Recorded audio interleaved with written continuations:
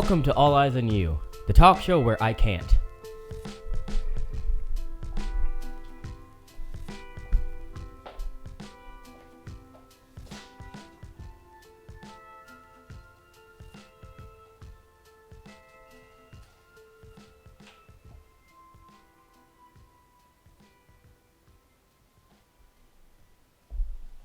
Oh, hey, Jermaine. Where's Josh? Who? Okay. Anyway, we're doing the podcast, right? Welcome back to All Eyes on You. I am Jermaine Ayala. I am your host for today.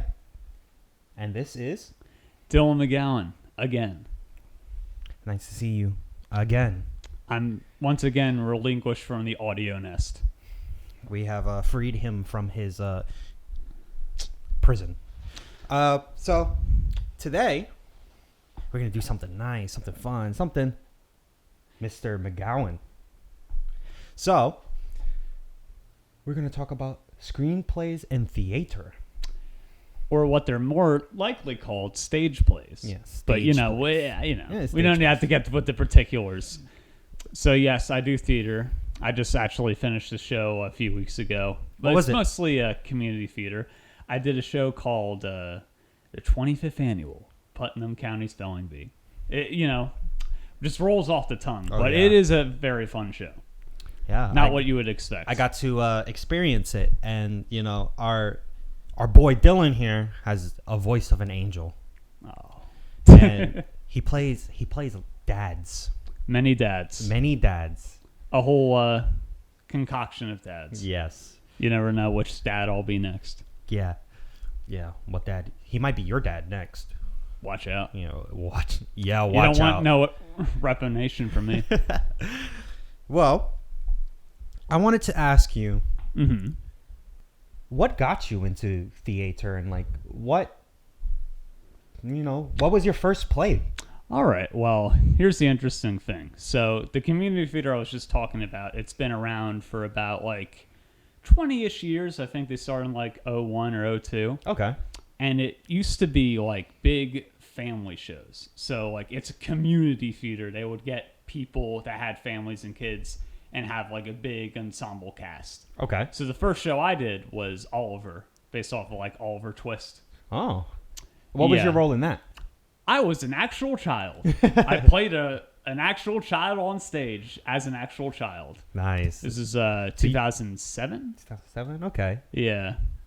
And that's what really embraced your love of theater? Well, yeah, I just was singing the songs. The thing is we were kind of a musical family already. Okay. So you've had a musical experience. Yeah, I've always been into musicals and stuff. It was all coming from my mom, though. Okay. She really got us into musical stuff, old stuff like The King and I and Sound of Music and all that. The classics. Yes. Because she's big on musical stuff, and my dad never really was until her. Okay. So okay. It's really all thanks to her, and she kind of dragged us all into it. Me, my brother, my dad, and her all as the family. And it kind of solidified because you're still doing it to this day. Yeah, and the thing is, that's where we met a lot of people. There was another family that we are, tightly knit because they were all in the show, too. Okay. So, now they're just, we're so tight-knit because of that. They're over all the time. Yeah, it's almost like a big family bond. Pretty much, yeah. And it's crazy because, we started it as actual kids, just being kids on stage. But it was funny. The first show, I didn't do anything. I think I was on stage twice. So act one, I was on there for 2 scenes, and then I just was in the dressing room for hours, just, chilling. We would just do blackjack. Oh, wow. Yeah, just a couple middle schoolers and preteens, and we'd smoke fake cigars with pretzel sticks. That joke where you're I got a cigar and it's a pretzel or a Rolo or whatever. Oh, good times. But yeah. It would take a while before I did an actual role. The first one I sort of did was, it was youth theater. It was the next show I did. It was called The Pied Piper. You're familiar with it. Yes. They made a little kids musical where it's not as messed up, but it's, I was a rat. So it was the first time I was actually like a character. And I was an extra. I didn't get any lines or anything, but like it was the first time I took a role and like really put something into it. Oh, okay. I would really like think out, okay, what am I eating? Like, what am I doing right now? Because I'm just on stage for some reason. So I would just like, I would pretend to like gnaw at stuff. So that's where you got your being in character stuff. Yeah, and because I was unsupervised at that point, I was just effing around as a rat. So that's kind of where it all started in that front. Okay. But yeah. So we're going to go into the next question, would be, what was a play that really inspired who you are? As a person? Yes, as a person. Ooh, that's tough. I'm trying to think of like the first one that I did that really like moved me. It could either be the first one or something, a play that you were in or saw that really was like, this helps me understand what I either want to be or who I am. I think it's not like exclusively me, but the first play that like moved me that I was in was like 12 Angry Men, or as we called it, Jurors, because we had some women on the cast. Like, it was the most work I'd put into a show at the time, because it was the only play I've really ever done. Yeah. So I remember I had like a 2-page, maybe 3-page monologue. Oh, wow. Like a big explanation part. And what character were you in this? I was number 4. They are called by number. Oh, yeah. I was the guy with the glasses. So okay. I'm the Poindexter dude, like having to explain all the specifics about the case. Like, this doesn't make sense because the blood originated from here and all that. And it was crazy because, you know, my brother was also in it, and we were all just trying to get this stuff down because you're on stage the entire time for the show. So you're just waiting at the table, just waiting for your part and trying to get through it as fast as possible. I mean, I did have an understudy, so I didn't have to do it all the time. Okay. But, you know, that was the first show, like, okay, this is more than just the thing I did. Because I didn't do sports at all, so theater was the whole time. In high school and school and stuff. Okay, so you were doing community theater. What was the difference between community and school? Well, school, like, you know, I mean, it is in a school setting, so it's a little more secular. Mm-hmm. Like, I mean, it was still goofy, but honestly, like, a lot of times it felt a little more intense because it was smaller, I think. Okay. There was one year, and this is the only time I was in a show that was directed by this person. It was very intense. She took it very seriously. Ooh. And I remember there was one time, this wasn't even a part I was in. Like, she was doing the choreography for a certain dance sequence, and they were trying to get it right, and she was like micromanaging and picking these girls apart. Ooh. And then since we were just a bunch of guys in Saturday morning rehearsal, we weren't doing shit. She's like, okay, I want each of you to go up and rate the dance. I want you to review it. I want you to know what's wrong. I want you to criticize it. Like, okay, I just want to do my part, please. Like, basically telling you to go up there and make them cry. Yeah, and oh god, every dance was very intense, very complex. Damn. They would go on for like 6 to 8 minutes. Like, I don't even know if that was the case in the original show. Ooh. And a lot of like the mannerisms of the person was into this production of it, so it got crazy. Damn. Community was a lot more looser because, like, you know, it's a bunch of adults that have jobs. It's not like actual actors, so it's just like family people, so you kind of work around them. Sometimes it would get a little too loose, though. Like, community theater, people will not shut up. They will just be talking about shit, like, as the director's trying to get to the next scene, and, you know, they will just yap. Yeah. Because this is where they hang out sometimes. Sometimes people just only know them for theater. I have a huge group of people that I'm close friends with, but only when we're doing the show together. Yeah. We barely hang out outside of the shows. Damn. But, yeah. And sometimes it's crazy shit, like, you know... I had to be specific about this, but there were people like who would drink. Yeah. Like before a show. Yes. And the director would get really pissed. Like sometimes there was a bar scene and they would have actual beer on their prop cups, so they would be drinking on stage. I remember my dad got a line one time, and you could tell he was actually drinking. We have to find this guy. We have to get him.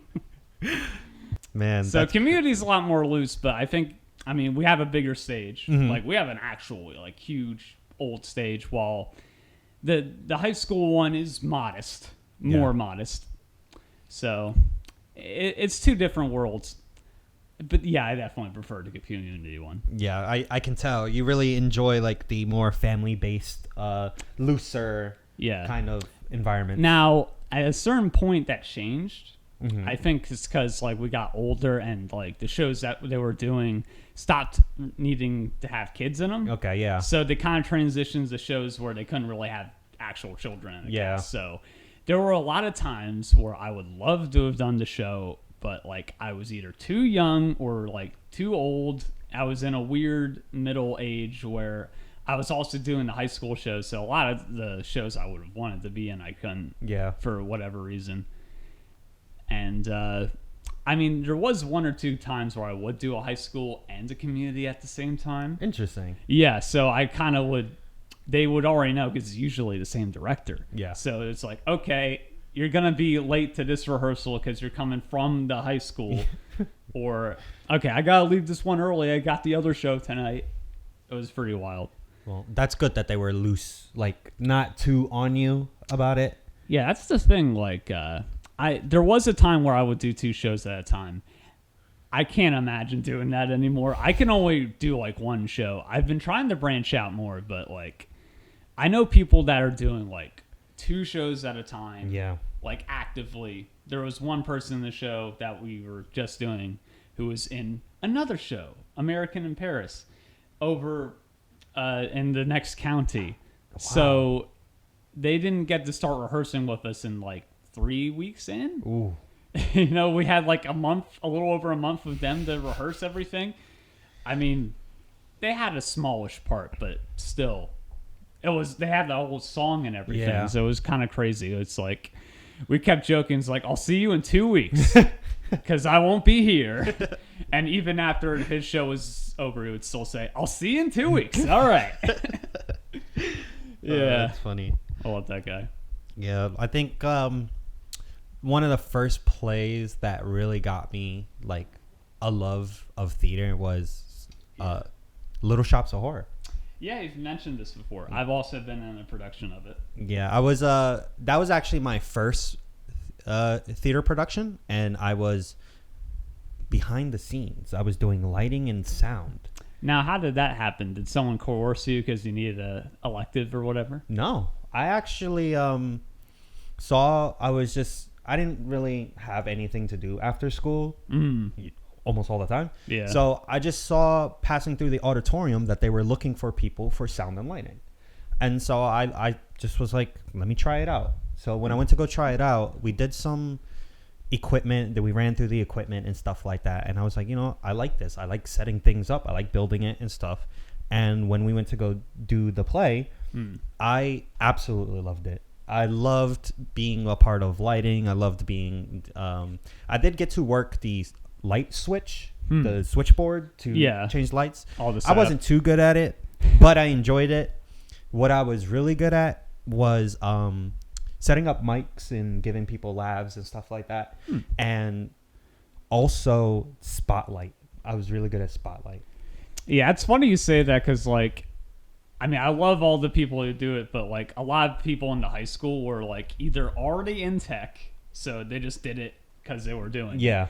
Or like there were people who needed extra hours, like they did a sport, so they needed something else to do, so they would just move props. Yeah. And they would be just like talking. I definitely worked with a few of kids like that. It was me and another kid who was kind of just like, we're just here because we saw the posting for it and just wanted to check it out, and then we just loved it.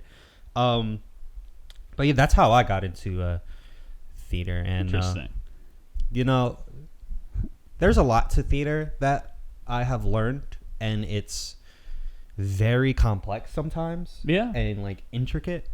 And I feel like when it comes to regular like movie and TV actors compared to a theater actor has way more to like get down and learn. Yeah. I feel like the transition from being a stage actor to a film is a lot more. There's a lot more potential there to a film to stage, I feel like. Because I feel like a lot of the time, like a film actor will just do stage because it's just another thing on their list. Yes. While a stage actor was doing stage for years, and then they start doing film stuff because they've elevated beyond that. Like, well, she doesn't do a lot of movies and mostly kid stuff, but like first one I think of is Idina Menzel. Okay. Yeah. Went to Elsa eventually, but that was because she was already big. But yeah, it's like a lot of stage stuff. It is separate, but the Tonys are kind of a big deal. So I don't know. I mean, you can make an argument for either side, like what's easier, what's harder, and how do you transition. Yeah. But like, I think stage is just so complex, especially since most of the cases is a musical, so triple threat. Yep. You got to have all the all skills. The boxes checked. Yep. Now, you've been doing this basically your entire life. A good chunk of it. It's been about 15 years. So, if there was anything that you would change about the theater industry, what do you think you would change? I'm trying to think for like the industry, because I've mostly done like independent and like community stuff, but like I think if there was like an easier way to figure out like payrolls and stuff, because some indie theaters do, but they have to either have like a lot of money or they have like sort of civic sponsors and stuff. Yeah. And it's always hard to tell. Like it's not easy to know like, hey, like where can I get a paying gig? I think a lot of it's like Facebook groups, like, okay, this is a paid theater gig. Like they need someone for a night show, like at a diner or something. Okay. It's mostly like actors like doing the heavy work. Yes. Where like they have it for bigger stages like off-Broadway or like Philadelphia. They have unions and stuff, but I think for lower end, like it's mostly just the actors and some directors that are making their own stuff. Yeah. Now, I don't know like where my expertise cuts off, so it's hard to say, but I just feel if they can centralize it a bit just so that people have an easy way if they want to do it full time. Like, yeah, because some people want to do it full time, but they don't want to go all the way to New York. Yeah, that makes sense. So if there was like kind of like a better funding system when it would come to like community theaters and stuff like that. Just more like communication. Yeah. Like, okay. Yeah, like just figuring out a way like to figure out which theaters can pay. Because like I think it's a little unrealistic to expect everyone to do it. Yeah. But like if there was an easier way to know like, okay, not as their career, but like maybe a good side hustle. Yeah. I mean, I know people that have been trying to that have done professional stuff, but I never know like, okay, did this one pay you? Yeah. Did you get paid for that one? Because it's at a big stage, so I don't know. And it's hard to say because our stage is huge too, but it's mostly just because it's old. Yeah. Yeah. The building is. I mean, we use it more for concerts and events like that. What other shows have you done like backstage for? Okay. Like, was that the only one? It was Little Shops of Horror, The Sound of Music, and I don't remember the name. Bird. It's like a very popular one. It's called Bird something. Bye Bye Birdie? Bye Bye Birdie. Hey. Yes. Yeah. And I loved The Sound of Music. That was, even though Little Shops of Horror was my favorite portion, like my favorite play we did at school, I think Sound of Music was the most thought out and like planned. Yeah. Oh, it's a big and show. Shrek. Of course. It's Shrek. Always Shrek. Yep. It's funny because like I did Shrek twice. Wow. Who'd you play in each one? Pretty much different ensemble roles. The first time I was a guard for Lord Farquaad. I was also the Pope, which I have a story about that. But the second one, I was you remember in the movie the guy with the big head? Yes. That scares Shrek. I was that guy. Oh, wow. And it took forever because I had an actual big prop head and it was heavy as hell. Yeah. How old were you for this? Okay, the first time it was sophomore year. Okay. So I was like, what, was 17, I think. Yeah, 17. And second time was after high school, like the year out, first year of college. So I was like 20. Oh, 21. wow. But yeah, the first time I did Shrek, I had one of my famous high school moments was Shrek was late during the wedding scene. Oh, okay. So yeah, they go for their vows. Yep. I married Farquaad and Fiona because he ran out of time. So then I was like kind of joking. All right, now this isn't my qualifications, but let's talk about mortgage. Where are you thinking of moving? So we just kind of talked about like legal stuff, and everyone was laughing. And then Shrek showed up finally. Wow. Already But married. everyone was like joking after the show that was the show saver because I was just making shit up.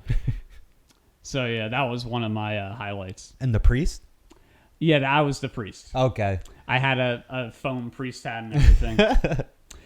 Yeah, the second time, this wasn't me, but it was during Duloc, one of our guys who, I think that was the only show he ever ended up doing. It was someone's husband. Okay. Who'd never done theater before, but he was so funny. His name was Buddy. Buddy. Like Buddy the Elf. He was pretty much Buddy the Elf. Wow. But like a little more grown up. And one time he was doing a quick change to being the Duloc doll thing. Yep. And he forgot his pants. So he was just in like red spandex, crotch out. So he was just running and just like... and everyone was losing. He was the only one without shorts, so he was just pantsless during the whole song. I don't know if it was during an actual show or like a rehearsal, but I think it was an actual show. Did they have that recorded? It might be the one on tape. I have to look at it. Wow. But yeah, I did Shrek twice, and it was only within a couple of years. I mean, there's definitely some shows I want to do again, like Little Shop, but I think I'm good with Shrek. That's enough Shrek for me. Shrek overdose. Yeah. And the funny thing is, they're doing it again. Wow. At my high school. It hasn't even been like, it was 2015. So that was like what? Oh my God, it's been almost 10 years. Your time flies, What man. the fuck? Yeah, bro. Time flies. Oh, that's crazy. So when you were, the vibe you give me is like Rocky Horror. I wanted to do it. They just did it. A few of my friends were in it, but I couldn't make the audition for some reason. Oh. But I'll probably do it again. I mean, that's definitely one that's on my bucket list for being in. I could definitely see you as a character in I was that. totally thinking, well, some days I feel like I'm a Frankenfurter. Most days I feel like I'm a Brad. Oh, that's great. But yeah. So you can tell you love it. You enjoy it. Oh yeah, definitely. It's kind of like. Would you ever make your own theater production and your own my own show? Yeah, your own show. I did come up with one in high school. It was definitely like edgy. It was the most edgy like musical like Phantom kind of thing where it was like a guy who his dad worked in an abandoned amusement park. And then, like, somehow in an accident, his throat got damaged, so he couldn't speak anymore. So it become like an edgy hermit, like the Phantom. And then it's like figuring out all his songs are his inner voice, so it's not him actually talking. I think he's like kind of like L from Death Note. Oh, okay. Like a righteous guy who thinks he's good, but he's like killing certain people off. But yeah, it was just edgy and weird. I was trying to think. I think I was doing some weird commentary where like the people who were talking were these like business people, so they're super corporate, super fake. While the guy who has the deformity and can't talk is the real person. I mean, it's an interesting concept. Like, I really do like that. Yeah, it was definitely like lacking logic, though. Back then I would just write something. Mm-hmm. It could make sense later. That was pretty much how I wrote. Throw it together, a piece it later. Pretty much, yeah. Okay. I still am kind of like that now, which is why I work in fantasy, so I could like get a little cushion. But yeah, logic is definitely the one thing. Like, I was even pitching a project like not that long ago, and like the first thing that comes up is like, okay, how does this work? why is this the way it is? You know, it's definitely the one thing I need to work on the most, just to make shit easier to understand. Yeah. But, yeah. I think you've got it. From what you pitched recently, it was really well. It was really I well do made. concept, like raw concept Yeah. and like raw character stuff. Mm-hmm. Like I said, I guess it's like my origin is ideas. Yes. And I work from ideas and not from like a full thing. So sometimes it could be shoddy, but that's why you need to work on them. Yeah. And I'm trying to do that, but I need to finish that goddamn video, which may be coming soon. So keep an eye out. Make sure you subscribe, like, and keep an eye out for anything we make, because you're gonna get some goodies coming soon. are you feeling good, Jermaine? You think that's a cast? I think it is. Alrighty. Well, it was nice having you, and you can stay actually. Oh, that's nice. We'll You know what we got to do? talk about more. We got to bow. Yeah, We got to do our theater bow. All right. All right, and connect hands. Get the fuck out of my house! Why are you still here? And bye. Get out! Goodbye. Goodbye, audio Get crew. out! Goodbye, audio orchestra. Get the fuck out! Goodbye. Leave. Goodbye. Take your shit with you! Don't come back! God damn.